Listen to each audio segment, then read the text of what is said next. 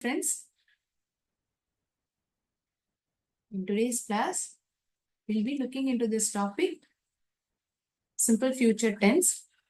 இது வந்து நம்மளுடைய competency level 6.1ல கொடுக்கப்பட்டிருக்கு. We have to learn this grammar topic, simple future tense. முதல்ல இந்த simple future tense இந்த டாபிக் உள்ள முழுக்க போறதுக்கு முன்னாடி இந்த டென்ஸ் அப்படின்னா என்ன? காலம். கரெக்ட். இந்த காலம்ங்கிறது எதை வச்சு சொல்லப்படுறது? நான் ஒரு செயலை செய்யறேன், நான் பேசுறேன், நீங்க கேக்குறீங்க, அவங்க விளையாடுறாங்க, இன்னொருத்தவங்க வேலை செஞ்சுட்டு இருக்காங்க. இதுல எல்லா வாக்கியங்களையும் பார்த்தோம்னா ஏதோ ஒரு செயலானது நடைபெறுகிறது இல்லையா?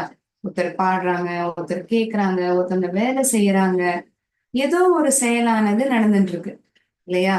அந்த செயலானது எப்பொழுது நடக்கிறது, எப்ப நடக்குது அந்த வேலையானது, அதை வச்சுதான் என்னால அது நிகழ்காலத்துல இருக்கிறதா, இறந்த காலத்தை பத்தி பேசிட்டு இருக்காங்களா, எதிர்காலத்தை பத்தி பேசிட்டு இருக்காங்களான்னு என்னால முடிவு செய்ய முடியும். இப்ப நான் உங்கள்கிட்ட பேசிட்டு இருக்கேன், நான் இப்ப எழுதுறேன்னு வச்சுக்கோங்களேன். ஐ ரைட் போயம்ஸ், நான் கவிதைகளை எழுதுகிறேன்.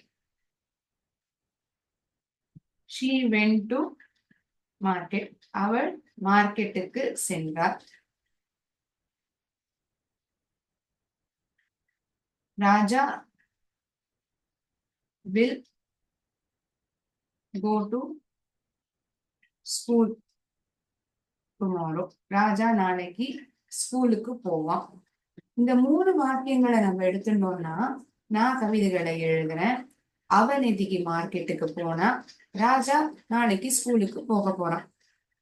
ஒருவேளை நான் இந்த ரைட்டுங்கிற வார்த்தையோ வென்ட்ங்கிற வார்த்தையோ வில் கோ இந்த வார்த்தை எழுதுறேன்னா, ஐ போயம்ஸ் இது ஏதாவது அர்த்தம் கொடுக்குறதா? நான் எழுதுறேன்னு சொல்ல வரேனா, எழுதினேன்னு சொல்றேனா, எழுத போறேன்னு சொல்றேனா?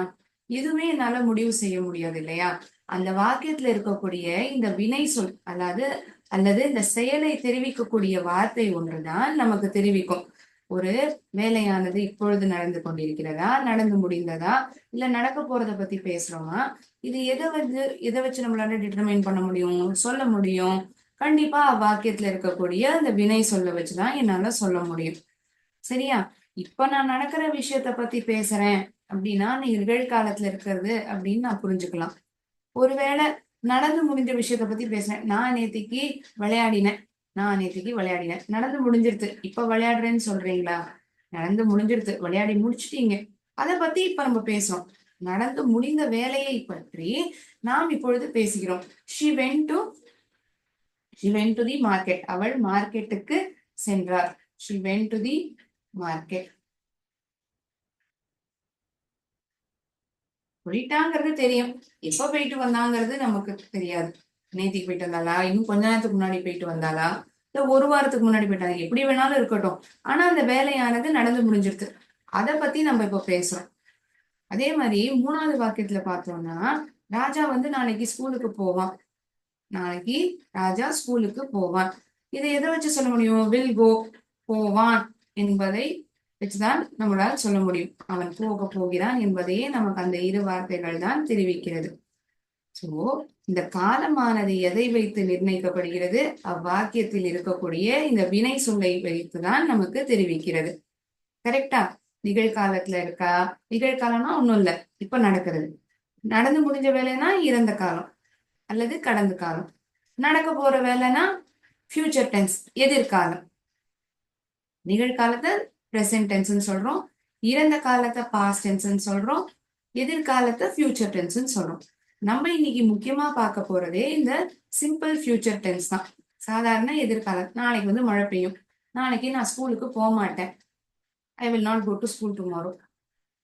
அவர்கள் நாளைக்கு கிரிக்கெட் விளையாடுவார்கள், they will play cricket tomorrow. அவர்கள் நாளைக்கு கிரிக்கெட் விளையாடுவார்கள். சோ பார்க்க போனோம்னா செயலானது இப்ப ஆரம்பிக்கணும்னு இல்ல, நடந்து முடிஞ்சதை பத்தியும் பேசல, இனிமே ஆரம்பிக்க போற வேலை, இனிமே நடந்து முடிக்க போற வேலையை பத்தி நான் பேசுறேன். அப்போ எந்த காலத்துல இருக்கும்? சாதாரண எதிர்காலம். நடந்துட்டே இருக்குன்னு சொல்ல, ஒரு வேலையானதே இனிமேதான் ஆரம்பிக்க போகுது. நடக்கும் அப்படிங்கிற மாதிரி நான் சொல்றேன். ஸோ இதுதான் இந்த simple future tense. It describes. இந்த நேரம் நான் சொல்லியிருந்தேன் இல்லையா, அதை வாக்கியமா அது என்ன சொல்ல வருதுங்கிறத நம்ம புரிஞ்சுப்போம். இட் டிஸ்கிரைப்ஸ் ஆக்ஷன்ஸ்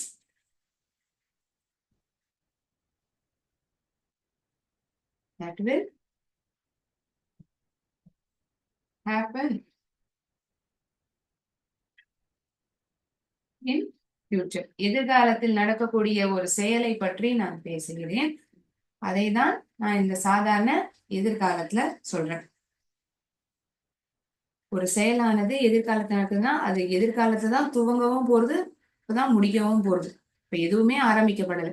இப்ப ஆரம்பிச்சிருக்கிற வேலையோ ஏற்கனவே ஆரம்பிக்கப்பட்டிருக்கிற வேலை பத்தி நான் பேசவே இல்லை. இனிமேதான் அந்த வேலையானதே ஆரம்பிக்க போறது, எதிர்காலத்துல அது முடியவும் போகுது. சரியா? எப்ப முடியும் எப்ப ஆரம்பிக்கப்படும்னா எனக்கு தெரியாது. ஆனா ஆரம்பிக்கப்பட போறது, நடக்க போறது, நடக்கும், அந்த மாதிரி சொல்றேன். நாளைக்கு மழை பெய்யும், இட் வில் ரெயின் டுமாரோ. நாளைக்கு நடக்க போற வேலையை பத்தி நான் இப்ப பேசுறேன். something that is going to happen in near future when I'm telling about it. So it means that the given sentence, அதாவது அந்த வாக்கியமானது சாதாரண எதிர்காலத்துல இருக்குங்கிறத என்னால புரிஞ்சுக்க முடியும். சரி மேம், எப்படி என்னால தெரிஞ்சுக்க முடியும்? ஒரு வாக்கியத்தை பார்த்து என்னால கண்டுபிடிக்க முடியுமா அந்த வாக்கியம் சாதாரண எதிர்காலத்துல தான் இருக்குங்கிறத நான் எதை வச்சு சொல்லுவேன்? ஏதாவது ஒரு பேட்டர்ன் மாதிரி இருக்கா? அந்த பேட்டர்னை வச்சு என்னால சொல்ல முடியுமா இந்த வாக்கியம் சாதாரண எதிர்காலத்துல தான் கொடுத்திருக்காங்க அப்படிங்கறத நான் எப்படி உறுதியா சொல்ல முடியும்? Subject plus will plus base form of verb.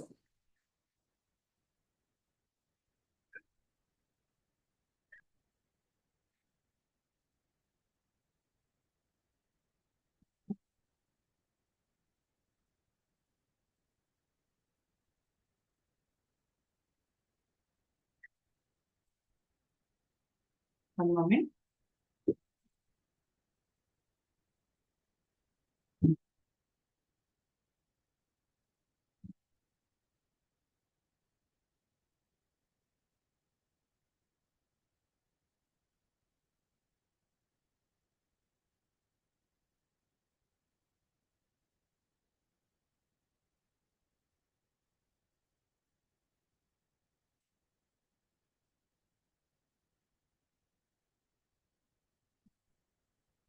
இந்த சப்ஜெக்ட் ஆனது அவ்வாக்கியத்தில் எது வேண்டுமானாலும் இருக்கலாம்.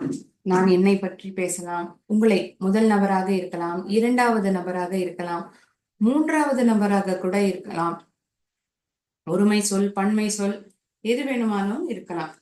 சரியா?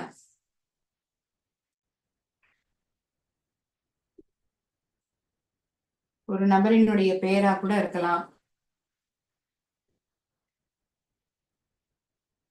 ஐ, நான், ஒருமை சொல், நாங்கள்,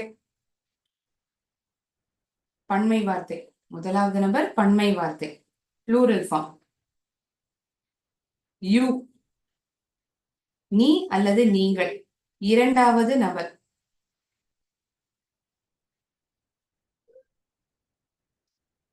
அவன், அவள், அது,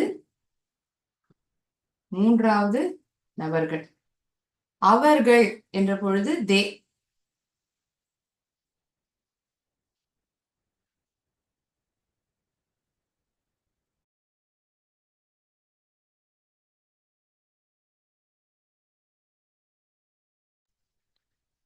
நான், நாங்கள், நீ அல்லது நீங்கள், அவன், அவள் அல்லது அது, இது மூன்றாவது நபர். தே என்னக்கூடிய வார்த்தை அவர்கள். இந்த சென்டென்ஸ்ல, அதாவது இந்த வாக்கியத்துல இந்த எந்த வார்த்தைகளா வேணா இருக்கலாம். சப்ஜெக்டினுடைய இடத்துல நான், நாங்கள், நீ, நீங்கள், அவன், அவள், அது, அவர்கள் அல்லது ஒரு நபரினுடைய பெயர் எது வேண்டுமானாலும் இருக்கலாம். முதலில் சப்ஜெக்ட் ஆனது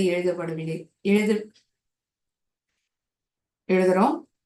பிறகு வில் என்னக்கூடிய இந்த துணை வினை சொல், வில் என்னக்கூடிய இந்த துணை வினை சொல்லை நாம் சேர்த்துக் கொள்கிறோம். அதன் பிறகு இந்த verb முக்கிய செயல் சொல் சொல்றோம் இல்லையா, அது வந்து அதோடைய பேஸ் ஃபார்ம்ல I will play, I will write, I will travel, நான் பயணம் செய்வேன், நான் விளையாடுவேன், நான் எழுதுவேன், நான் படிப்பேன், ஐ வில் ஸ்டடி டுமாரோ, நான் நாளைக்கு படிப்பேன். ஸோ சப்ஜெக்ட் ஆனது இப்ப நான் எழுதியிருக்கிற எந்த ஒரு வார்த்தையாக இருந்தாலும் சரி, அதன் பிறகு வரக்கூடிய இந்த துணை வினை சொல், இதுதான் ஹெல்பிங் வேர்பிங்க வில்லுங்கிறது. அதுக்கப்புறம் வரக்கூடியது இந்த base form of verb. Base form of வேர்ப்னா என்ன, அந்த வேர்ப்ல இருந்தா, அந்த வினை சொல்ல இருந்தா அடுத்தடுத்து வார்த்தைகள் நாம் எழுதுகிறோம். பிளேயிங், ரைட்டிங், அதெல்லாம் எங்கேருந்து வருது, இந்த பேஸ் ஃபார்ம் ஆஃப் வேர்ப்ல இருந்தா நம்ம எடுத்துக்கிறோம். ஸோ இங்கே எழுதக்கூடிய வார்த்தை பேஸ் ஃபார்ம் ஆஃப் வேர்ப் மட்டும்தான். சரியா? So I, we, you, he or she or it, they, அவர்கள். ஸோ இப்போ வரைக்கும் நம்ம என்ன புரிஞ்சுட்டு இருக்கோம், ஒரு செயலானது எதிர்காலத்தில் நடக்க போகிறது, அதை பற்றி நாம் பேசுகிறோம் என்றால் அது சாதாரண எதிர்காலத்தில் இருக்கக்கூடிய வாக்கியம் என்று நாம் புரிந்து கொள்ளலாம்.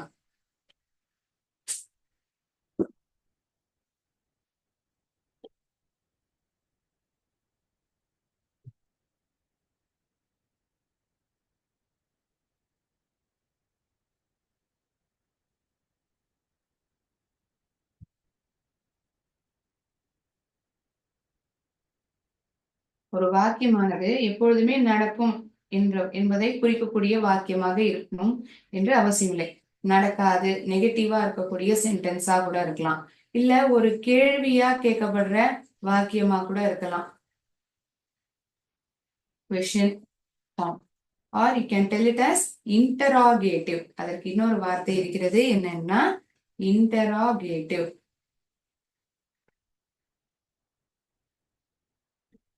கேள்வியாக கேட்கப்படும் வாக்கியங்கள். சரியா?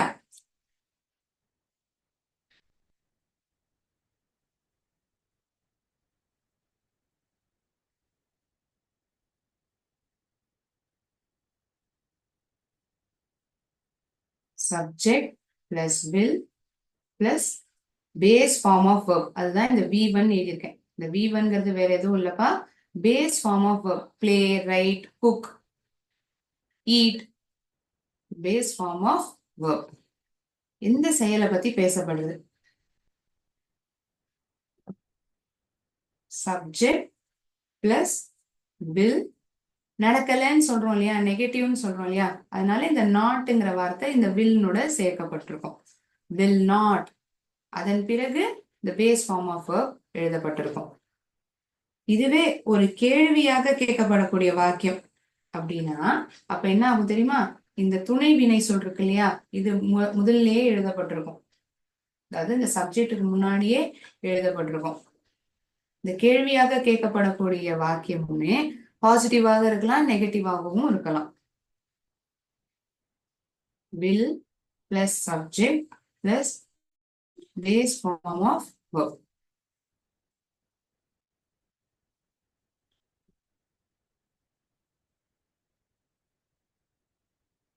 இதுவே பாசிட்டிவ் சொல்லக்கூடிய வாக்கியம் வந்து நெகட்டிவா இருந்ததுன்னா will plus subject plus not, then base form of verb. ஒவ்வொன்றுமே நம்ம பார்க்க போறோம். இன்னைக்கு நம்ம டீடைல்டா பார்க்க போறது இந்த பாசிட்டிவ் ஃபார்ம். என்னெல்லாம் வடிவத்துல இருக்குங்கிறத இப்ப நம்ம நோட் பண்ணிக்கிறோம். இன்டெப்தா நம்ம பார்க்க போறது இந்த பாசிட்டிவா இருக்கக்கூடிய வாக்கியங்கள், சாதாரண எதிர்காலத்தில் இருக்கக்கூடிய வாக்கியங்கள். அததான் நம்ம இன்னைக்கு முழுமையா பார்க்க போறோம். ஓகேயா? V1ங்கிறது வேற ஒண்ணும் இல்ல, இதே பேஸ் ஃபார்ம் ஆஃப் verb தான். V1னா என்னன்னு தெரியலனா அதற்கான பதில் base form of verb. Play, write, do, sing, இது போன்ற வார்த்தைகள்.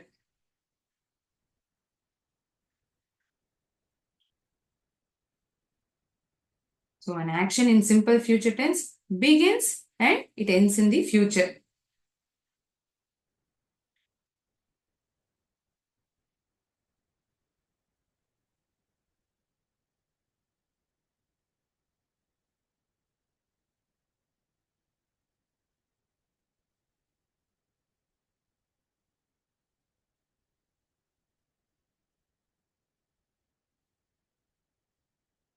இது ஒவ்வொன்றுக்குமே ஒரு சின்ன உதாரணம் பார்த்துருவோமா?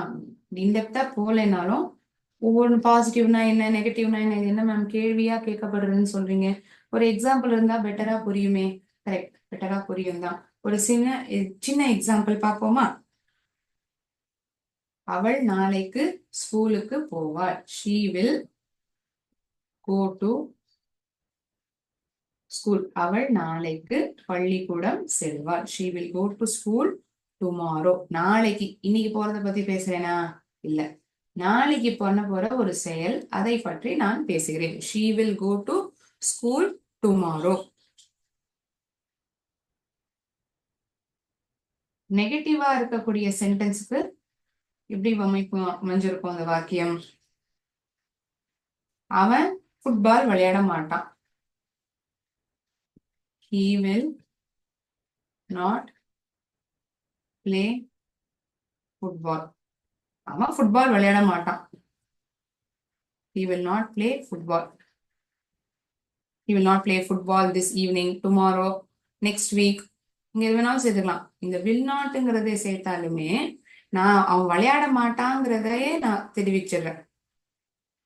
எதிர்காலத்துல நடக்கக்கூடிய செயல்தான், அது நடைபெறாது என்பதுதான் இந்த வாக்கியம் தகவலை தெரிவிக்கிறது.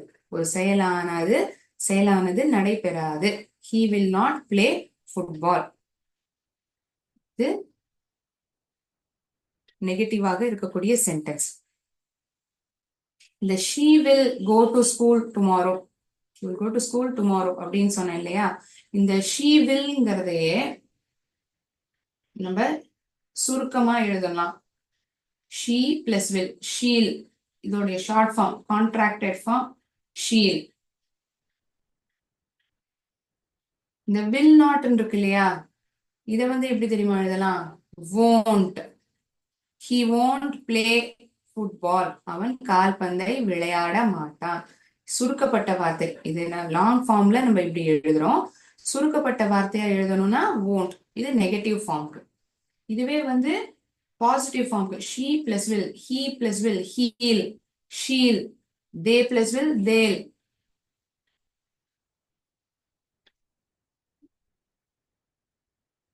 ஒருவேளை வாக்கியம் அப்படி இருந்ததுன்னா அது என்னன்னு தெரியலையே அப்படின்னு சிந்தனை பண்ண வேண்டாம், யோசனை பண்ண வேண்டாம். ஓகே, அதோடைய சுருக்கப்பட்ட வார்த்தை தான். சப்ஜெக்டும் அந்த வில் எனக்கூடிய அந்த துணை வினை சொல்லையும் நாம் சேர்த்து இணைத்து எழுதும் பொழுது அது சுருக்கப்பட்ட வார்த்தையாக எழுதுகிறோம். ஓகே, இந்த கேள்வியாக கேட்கப்படும் வாக்கியத்துக்கு நீ எனக்கு உதவி செய்வியா? will you help me? நீ எனக்கு உதவி செய்வியா? will you help me?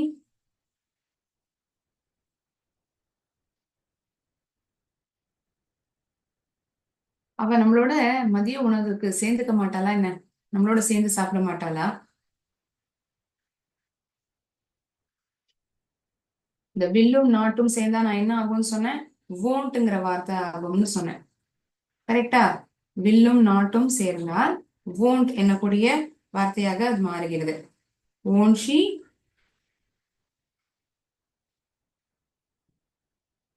join us for lunch? அவள் நம்மளுடன் மதிய உணவிற்கு சேர்ந்து கொள்ள மாட்டாளா? நம்மளோட சேர்ந்து சாப்பிட மாட்டாளா? இங்க நீங்க வேற மாதிரி எழுதினீங்களே ma'am, will plus subject plus notன்னு. இதேதான் நான் இங்க சுருக்கமா எழுதியிருக்கேன். won't she join us for lunch? அவ நம்மளோட கலந்துக்க மாட்டாளா மதிய உணவுக்கு? இதே பேட்டர்ன்ல எழுதணும்னா எப்படி சொல்லலாம்? will she not join us?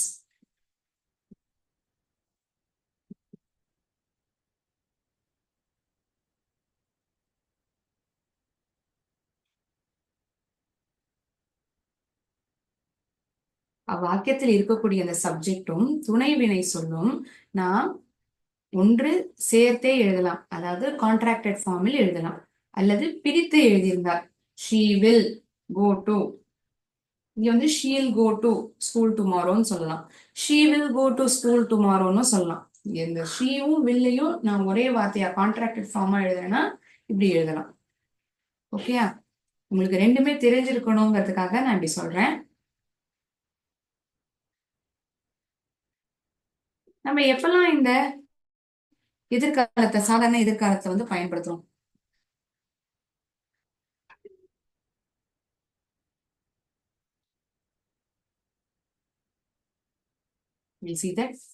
ஏன்னா ஒரு எதிர்காலம்னா இனிமே நடக்க போற வேலையை பத்தி தான் நம்ம பேசுறோம். அதுதான் சாதாரண எதிர்காலம்னு சொல்லிட்டீங்க மேம். ஓகே, அதற்கான உபயோகமும் இருக்கணும் இல்லையா? எப்ப அதை பயன்படுத்தணும், என்னென்ன சூழ்நிலைகள்ல அது உபயோகிக்கப்படுறது?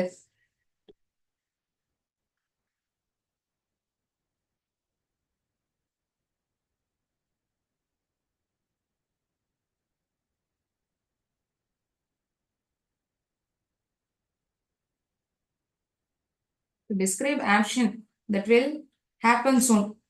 கூடிய சீக்கிரமே நடக்க போற வேலைக்கு அதை பத்தி சொல்லலாம். To describe action that will happen soon.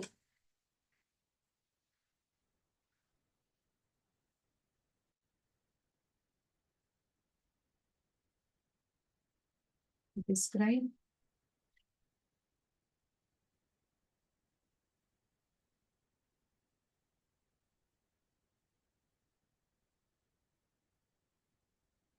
கூடிய சீக்கிரத்திலேயே நடக்கக்கூடிய ஒரு செயலுக்கு நான் சாதாரண எதிர்காலத்தில் வாக்கியத்தை எழுதுவேன்.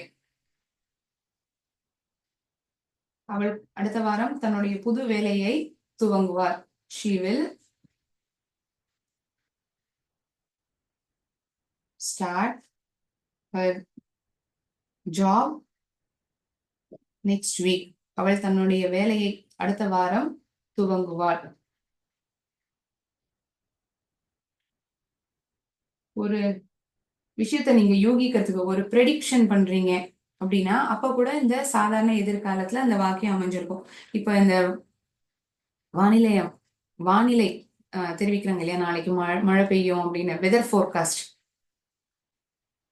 டு மேக்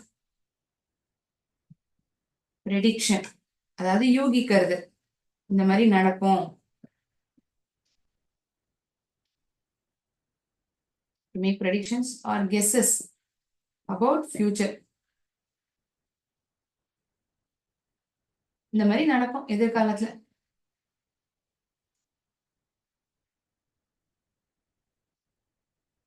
இந்த வானிலை அறிவிக்கையில என்ன சொல்றாங்கன்னா நாளைக்கு மழை பெய்யும்னு சொல்றாங்க. The weather forecast says, here they are predicting, யூகிக்கிறாங்க நாளைக்கு மழை பெய்யும்னு. The weather forecast, the weather வானிலை, இந்த வானிலை வந்து நாளைக்கு மழை பெய்யுமா அப்படிங்கறத யூகிக்கிறதுக்கு இருப்பாங்க இல்லையா, வெதர் ஃபோர்காஸ்ட். வெதர்மேன் இருப்பார் இல்லையா, அவர் சொல்ற நாளைக்கு மழை பெய்யும்னு. The weather forecast says, அந்த அமைப்பு சொல்றது, இட்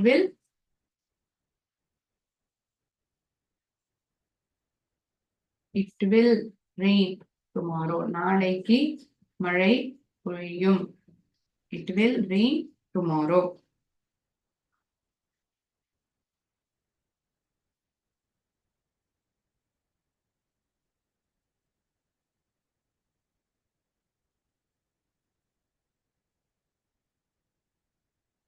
இது போன்ற பயன்கள் இந்த சாதாரண எதிர்காலத்துக்கு நம்மளால பார்க்க முடியுது.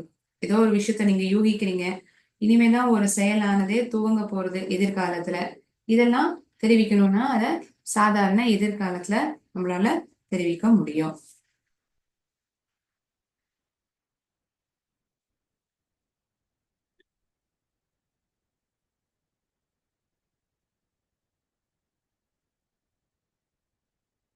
Have you written these sentences? இது one of the use and example for it.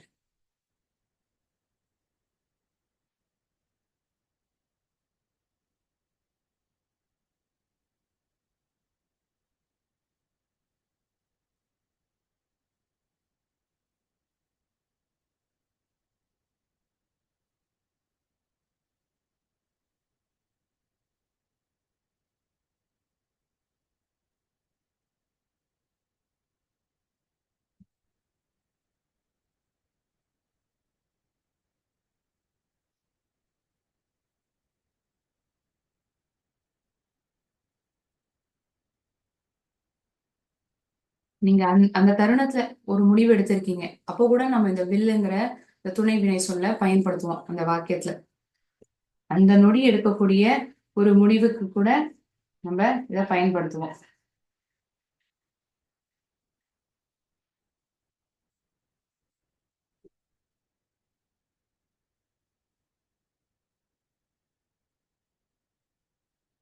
An action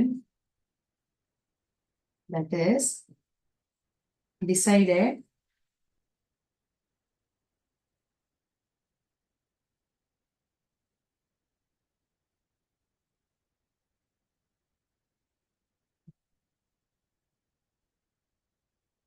இதுக்கான ஒரு உதாரணம் பார்த்தா உங்களுக்கு அது ஈஸியா புரியும்.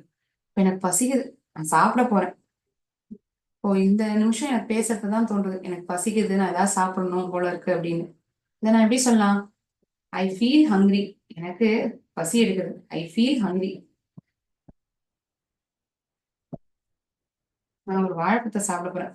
I will eat banana. நான் ஒரு வாழைப்பழத்தை சாப்பிட போறேன். இப்ப சாப்பிட்றேன்னு சொல்லு. இப்ப நீங்க சாப்பிடுன்னு நான் சொல்லல, சாப்பிட்டேன்னு சொல்லல. இனிமேதான் சாப்பிடவே போறீங்க. உங்களுக்கு பசி எடுக்குது, அதனால நீங்க சாப்பிட போறீங்க. So this action is decided at the moment. உங்களுக்கு இப்ப பசிக்குதுன்னு தோன்றதுனால இந்த முடிவை நீங்க எடுத்திருக்கீங்க, வாழைப்பழம் சாப்பிட போறேன்னு. இங்க யாரு சப்ஜெக்ட்? யார் வந்து அந்த செயலை செய்யறா? நான். நான் தான் இங்க சப்ஜெக்ட். என்ன பண்ண போறேன்? ஒரு வாழைப்பழத்தை சாப்பிட போறேன். இதுதான் வேர்ப். இதுதான் இங்க பேஸ் ஃபார்ம் ஆஃப் வேர்ப். இத்தனை நிறைய நம்ம எழுதியிருந்தோம் இல்லையா? இத்தனை நேரமா எழுதியிருந்தோம்ல, base form of verb V1 அப்படின்னு. இந்த வாக்கியத்துல பார்த்தோம்னா ஈட்டுங்கிற வார்த்தை என்ன? சாப்பிட்றது. ஸோ இதுக்கு முன்னாடி ஏதோ ஒண்ணு இருக்கே மேம், இந்த வில்லுங்கிற வார்த்தை தான் ஹெல்பிங் வேர்ப் அப்படின்னு சொல்றோம். ஓகேயா? இததான் ஹெல்பிங் வேர்ப்னு சொல்றோம், அல்லது துணை வினை சொல்னு சொல்றோம். இந்த வார்த்தை தான் ஒரு செயலானது நடக்க போகிறது என்பதையே நமக்கு தெரிவிக்கிறது. I will eat banana. நான் வாழைப்பழத்தை சாப்பிட போகிறேன். So the sentence format is like this. Subject, அதாவது நான், will, ஒரு செயலை செய்ய போகிறேன். என்ன செயல்? Base form of verb, that is eat. Then remaining sentence, என்ன சாப்பிட போறேன்? ஆப்ஜெக்ட் வரும். இல்லாட்டி அந்த வாக்கியமானது முடிவுக்கு வரும். என்ன சொல்ல வரும்ங்கிறது நமக்கு தெரிய வரும். கரெக்டா? ரிமைனிங் சென்டென்ஸ், மீதமுள்ள வாக்கியம்.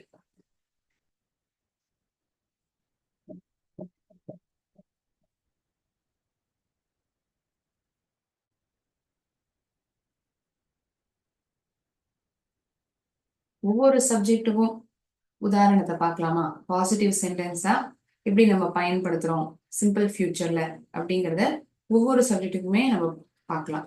ஓகே? ஏன்னா இந்த காலத்துல, அதாவது இந்த சாதாரண எதிர்காலத்துல நம்ம பார்க்கும் பொழுது சப்ஜெக்ட் ஆனது என்னவாக இருந்தாலுமே அதனுடன் வரக்கூடிய இந்த துணை வினை சொல்லானது வில் என்பதுதான் பயன்படுத்த போகிறோம். எந்த ஒரு மாற்றமும் இருக்காது. அந்த வில் எழுதிய பிறகு அந்த வாக்கியத்தில் இருக்கக்கூடிய வினை சொல்லானது பேஸ் ஃபார்ம்ல எழுதப்பட்டிருக்கும். நான் நீரை கொண்டு வருகிறேன். நான் நீரை கொண்டு வருகிறேன்.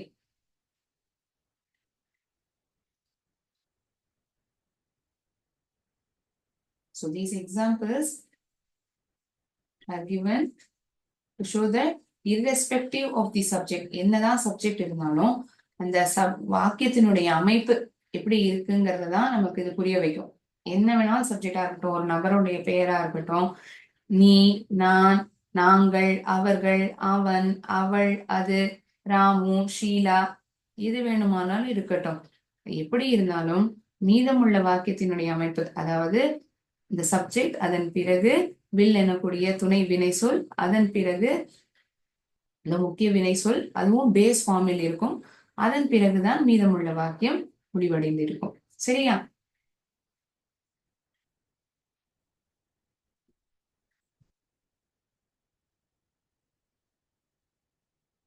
I'll bring water. நான் நீரை கொண்டு வருகிறேன். இங்க நம்ம பார்த்தோம்னா இந்த ரெண்டு வார்த்தையுமே தனித்தனியாக இருக்கு இல்லையா? இதை நான் வந்து சுருக்கமா ஒரே வார்த்தையா சொல்லலாம். I'll bring water. நான் நீரை கொண்டு வருகிறேன். நீ பாட்ட கேட்ப. You will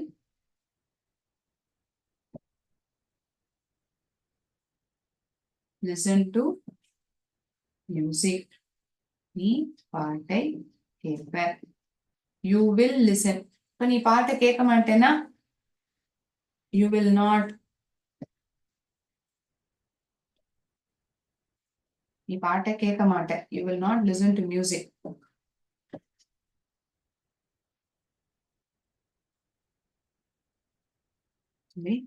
you will not listen.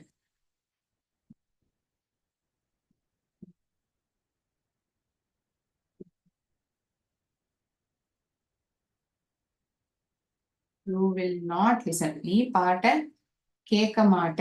You won't. Will not வந்து எப்படி சொல்லலாம்? You won't. Will not. You won't listen to music. you will listen to music ன்னு சுருக்கமா சொல்லலாமா? you will listen to music. நாளைக்கு மழை பெய்யும். it will rain tomorrow. நான் வாக்கியத்தையே சுருக்கப்பட்ட வார்த்தையாகவே எழுதிட்டேன். இதை எப்படி எழுதியிருந்திருப்போம்? நம்ம இதை லாங் ஃபார்ம்ல எழுதியிருந்தோம்னா யாராவது சொல்ல முடியுமா? லாங் ஃபார்ம்ல எழுதியிருந்தோம்னா இதை எப்படி எழுதியிருந்திருப்போம்? It will rain tomorrow. நாளைக்கு மழை பெய்யும். You are predicting an action that is going to happen in future, that is tomorrow. அவள் ஸ்கூலுக்கு தாமதமாக வருவாள். she will be late to school. அவள் பள்ளிக்கூடத்திற்கு தாமதமாக வருவாள். she will be late to school.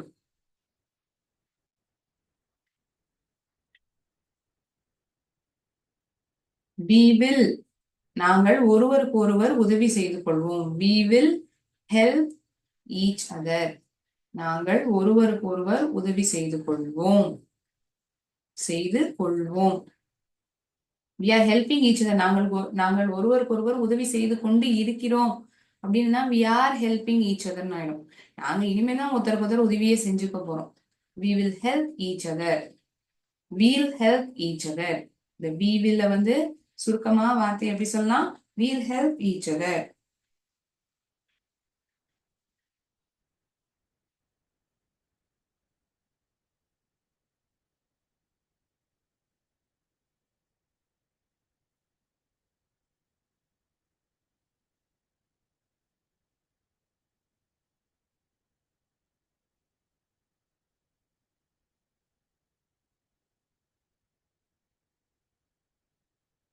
இந்த வில்லும் வில் நாட்டும், அதாவது அநேகமாக நாம் பார்த்தது பாசிட்டிவ் சென்டென்ஸ் தான்.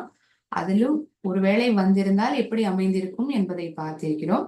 அந்த வாக்கியத்திலேயே அந்த சப்ஜெக்டும் துணை வினை சொல்லும் சேர்த்து இணைக்கப்பட்டு எழுதியிருந்தால் எப்படி அது எழுதப்பட்டிருக்கும் அதையும் நாம் பார்த்திருக்கிறோம் இப்பொழுது, இல்லையா? எப்பெல்லாம் பயன்படுத்துறோம்? ஒரு சட்டென்று எடுக்கக்கூடிய ஒரு முடிவு அல்லது ஒரு எதிர்காலத்தில் நடக்கக்கூடிய விஷயம், ஒரு யூகிப்பு, ஏதாவது ஒரு விஷயத்தை யூகிக்கிறதுக்கு நீங்க இந்த சாதாரண எதிர்காலத்தை பயன்படுத்தலாம். கேள்வியா கூட நம்ம இந்த சாதாரண எதிர்காலத்துல வாக்கியங்களை பயன்படுத்துவோம். ஒவ்வொன்றுமே நம்ம பார்க்க போறோம். இன்னைக்கு நம்ம முக்கியமா பார்த்திருக்கிறது இந்த பாசிட்டிவ் சென்டென்ஸ். இது சம்பந்தமான கேள்விகள் வேர்ட் வால்ல நம்ம ஒரு கேம் விளையாடி பார்ப்போமா?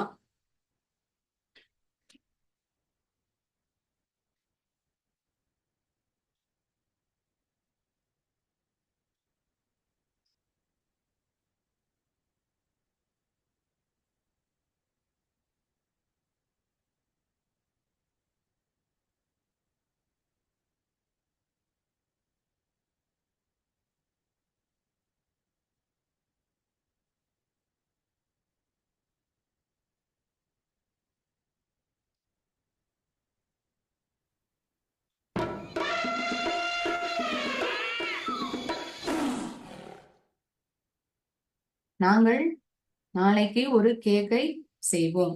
Tomorrow we dash bake a cake. ஒரு கேக்கை நாளைக்கு நாங்கள் தயாரிப்போம், செய்வோம். Tomorrow we will bake a cake.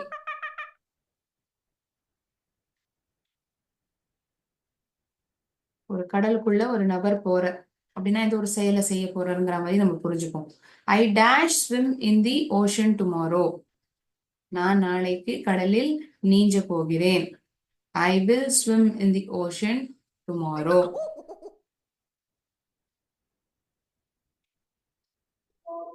Amy dash clean the house on Sunday. She is tired.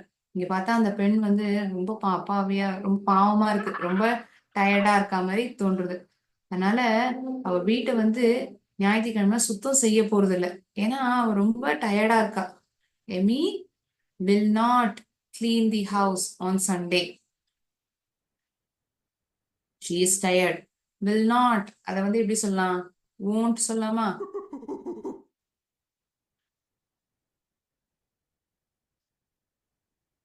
இப்பொழுது மணி 8 ஆகிறது. இன் 4 hours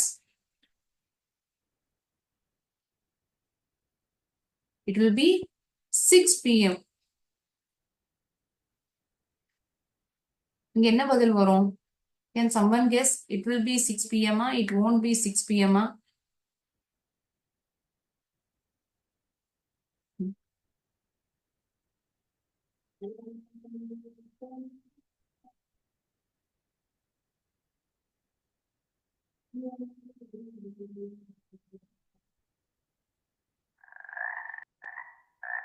நீங்க கெஸ் பண்ணி பார்க்கலாம்.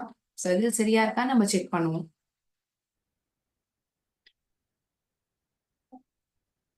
Now it's 8 p.m. In 4 hours it dash be 6 p.m. 4 மணி நேரத்துல எப்படி 6 மணி ஆகும்? 4 மணி நேரத்துல 12 மணி தான் ஆகும். கரெக்டா? She dash become an astronaut. She'll become an astronaut. She won't become an astronaut.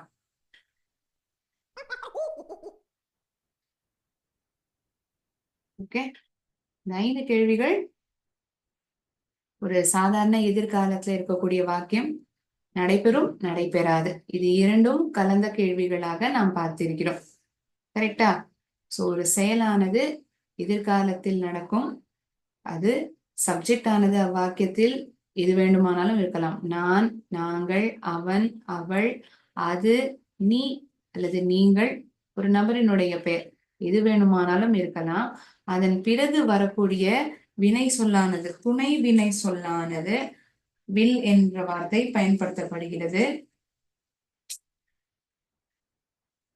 இது முக்கியமா நம்ம பாசிட்டிவ் சென்டென்ஸுக்கு பாக்கிறத வில், இல்ல அப்படின்னா வில் நாட், அதன் பிறகு பேஸ் ஃபார்ம் ஆஃப் verb.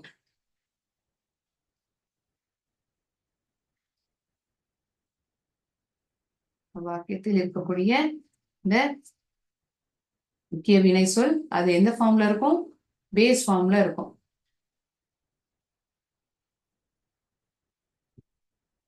இதை வச்சு நம்ம நிறைய உதாரணங்கள் இன்னைக்கு பார்த்திருக்கோம்.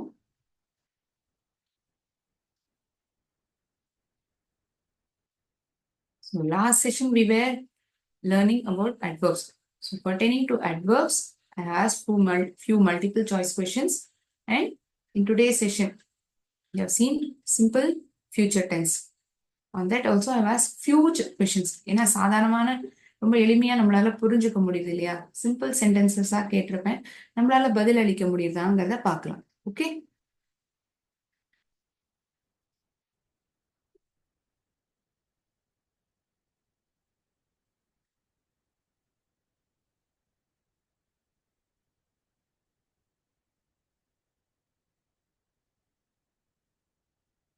share the screen.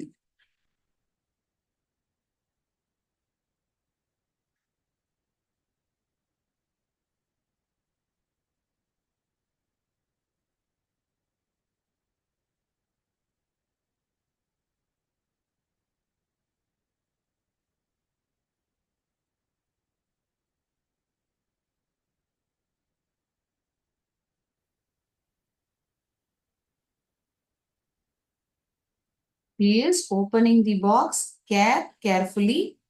Which is the right option that you choose? இந்த பதில வந்து தேர்ந்தெடுப்பீங்க.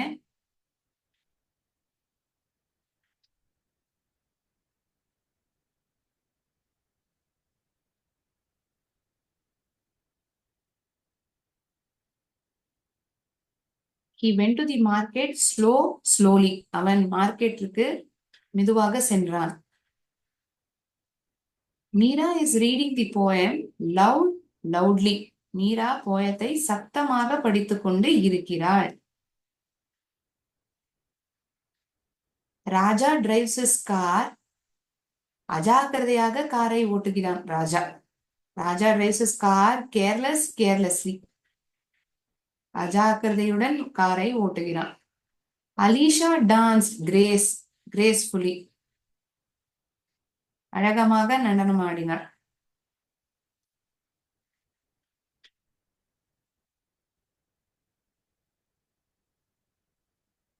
Fill in the blanks by using simple future tense. You dash keep this secret. நீ இந்த ரகசியத்தை உன்னோட தான் நீ வச்சுப்ப. You will keep this secret. You will keep this secret. நாங்கள் இந்த மேட்சை ஜெயிப்போம். We will win this match. We will win this cricket match. நாளைக்கு நான் ஒரு புத்தகத்தை படிப்பேன். Tomorrow I will be reading a book. Tomorrow I will read a book.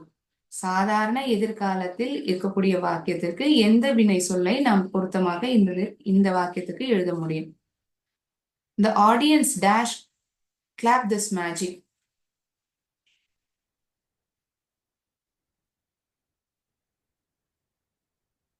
The audience dash for this magic. இந்த மேஜிக்காக இந்த ஆடியன்ஸ் அவங்க வந்து கட்டாயமா கை தட்டுவாங்க. Will clap for this magic. Will be clapping for this magic. At 7 p.m. tonight, இன்றைக்கு 7 மணி அளவில் அவன் உணவை சாப்பிடுவான். இரவு உணவை சாப்பிடுவான். At 7 p.m. tonight, he will eat dinner. He will be eating dinner.